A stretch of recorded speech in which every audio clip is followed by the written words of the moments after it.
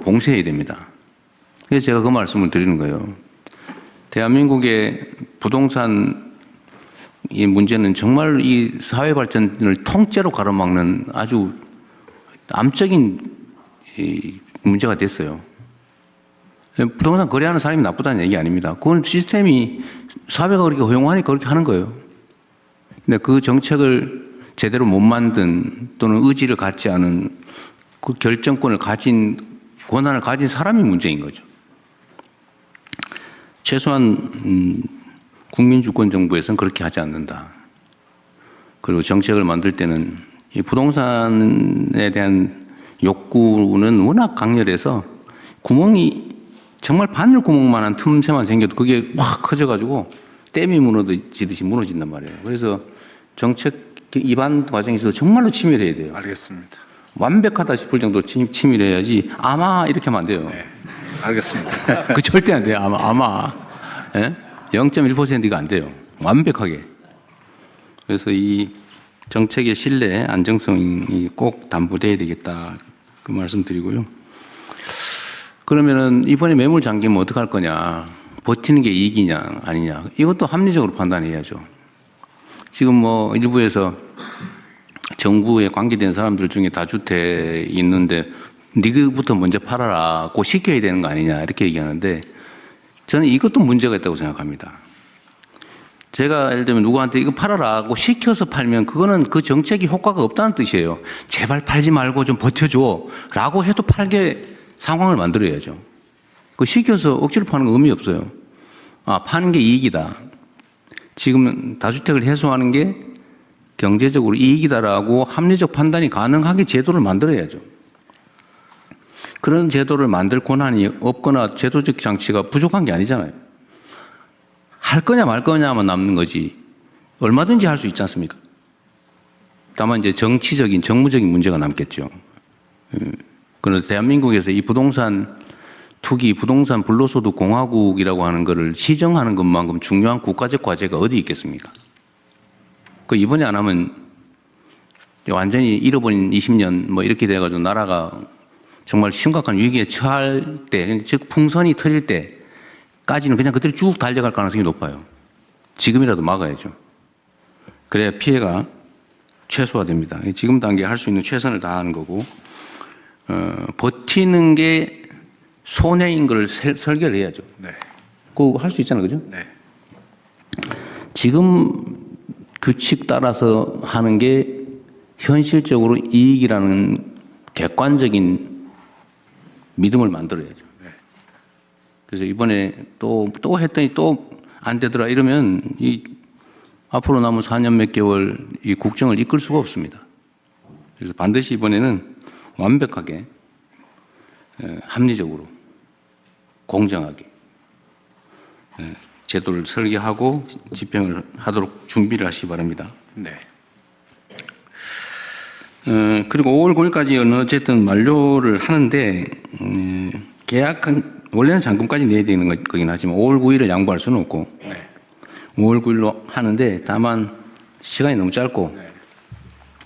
정부에서 이렇게 앞으로 뭐 또 연장하겠지라고 이렇게 부당한 믿음을 갖게 하는데 책임이 있습니다. 이때까지 계속 그랬으니까요. 네. 앞으로도 연장할 가능성이 있다고 믿게 만든 정부가 잘못이 있으니 이번에 한해서 계약한 거는 인정해 주자. 그때까지. 네. 그리고 기존의 것은 3개월. 그러니까 8월 9일까지. 네. 그다음에 작년에 새로 조정 지역으로 편입된 지역은 기간이 짧으니까 거기는 11월 9일까지 6개월까지 잔금이나 중도금을 잔금 내고 등기 내면 네. 면제 중과세 면제해 준다. 네. 어쨌든 그렇게 하시고요. 앞으로는 아마는 없다. 네. 확실하게. 확실하게. 들어가자. 네. 알겠습니다. 그리고 이 과정에서도 어쨌든 5월 9일까지 중과세 면제 네. 요 기준은 지키되 불합리한 결과가 발생할 수 있는 예외적 상황들이 있을 수 있잖아요. 네. 어쨌든 그 문제도 일부 검토를 좀 하도록 하시고요. 또 이런 것도 있죠. 버틸 수 있게 그럼 언젠가는 뭐 정권 교체를 한번 기다려보자 이런 것도 있을 수 있어요. 실제로 그럴 수 있습니다. 근데 그게 불가능하게 만들어야지. 근데 뭐 세금 얘기를 지금 하는 건 부적절하니까 하지 말고 어쨌든 할 수 있는 방법은 다 찾는다. 그 세입자 문제 때문에 골치 아픈가 봐요.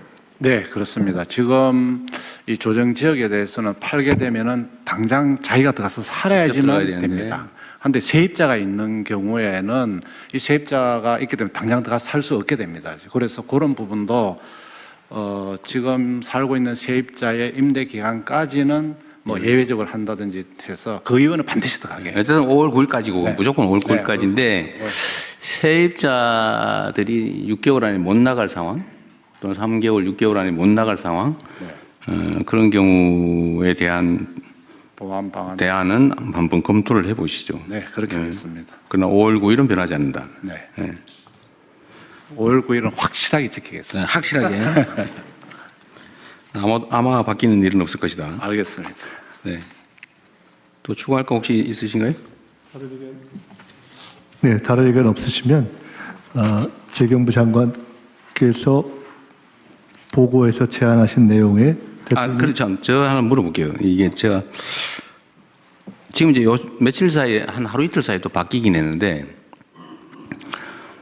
처음에는 이제 일부 보도상으로는 뭐 대통령이 저거 얘기해봤자 뭐 매물도 나오는 거 없고 막 저 분명히 매물 잠길 거고 이번에는 또 연장을 해야 된다 뭐 저 다주택자들의 저 눈물은 어떡할 거냐 뭐 이런 회개한 얘기들이 있었는데 어제 정도부터 그 현장에 매물이 많이 나왔다는 보도들이 나오기 시작했어요. 보도가 제가 알기로는 그 이전에 이미 사실 매물들이 많이 나왔거든요.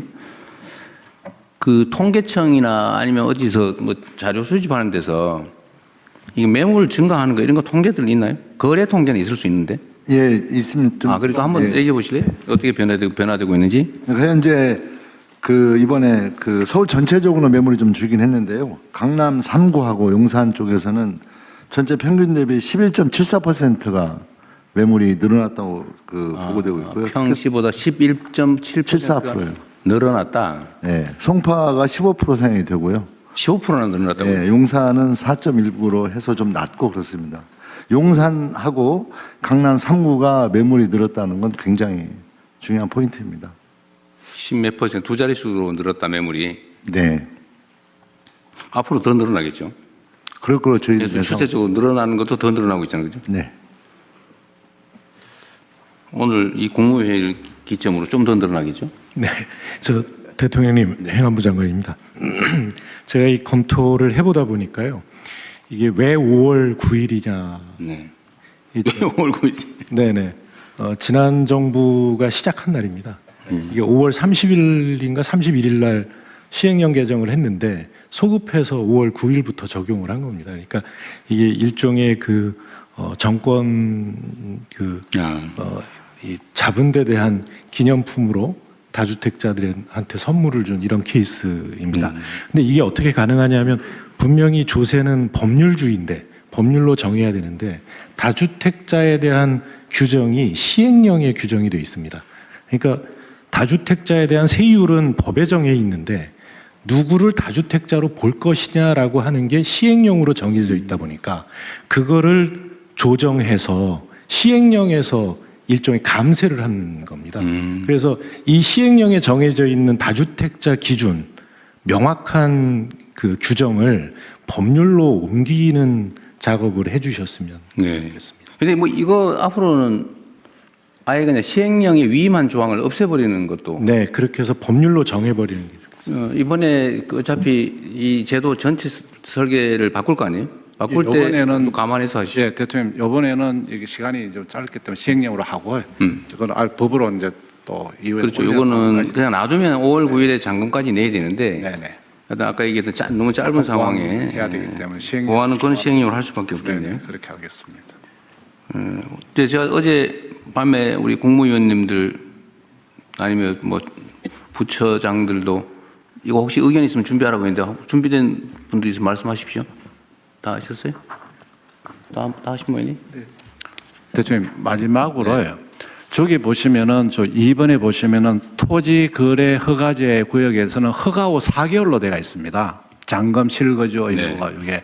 그래서 저한테 또 어떤 분이 말씀하시기는 5월 9일 계약은 3개월이 아니고 4개월로 좀 해달라 이런 얘기도 있습니다. 그래서 시장의 목소리도 듣고 그래요? 저희들이 좀 3개월이냐 4개월이냐? 네네. 근데 토지 거래 허가제는 그 정도면 4개월이기 때문에 그런 것도 시장의 목소리 듣고 좀 조정하도록 하겠습니다. 그럼 처음부터 4개월 해주고 3개월이 왔어요. 예, 그래서 그렇지만 여기서 토론을 좀 네. 붙이려고 그러겠습니다. 그건 현실적인 필요를 고려해서 네, 적절하게 결정할 때 또 하면 되니까요. 네, 그러하십시오. 4개월이 될 수도 있다. 네. 국토부하고 협의하겠습니다. 네네. 토론에서 추가된 의견을 반영해서 접수하겠습니다. 다음은 민생안정 침해 사범 엄단 방안을 검찰총장 직무대행께서 보고해 주십시오. 예, 검찰총장 직무대행입니다. 민생안정 침해 사범 엄단 방안 보고드리겠습니다. 먼저 수사 성과입니다. 검찰은 25년 9월부터 5개월간 시장 질서를 교란하고 물가를 상승시켜 서민 경제를 위협하는 국민 생활필수품 담합 사건을 집중하여 수사하였습니다. 설탕과 밀가루의 가격 담합으로 인해서 식품 물